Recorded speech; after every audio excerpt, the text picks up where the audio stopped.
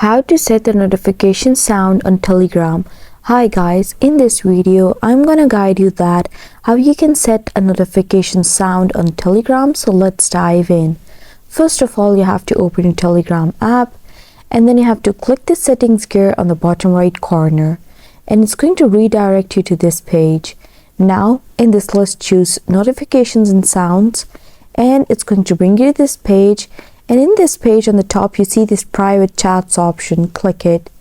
And here you have this option of sound. You have to choose this option. And now you can just upload any sound that you want to set as your tone, or you can choose from the list below. Once you choose the sound that you want to set as your tone, you have to click done on the top right corner. And that's the process that you can follow to set the notification sound for Telegram. And I hope you found the process easy and liked my video. And if you did, please don't forget to like and subscribe my channel. Thank you very much. See you again.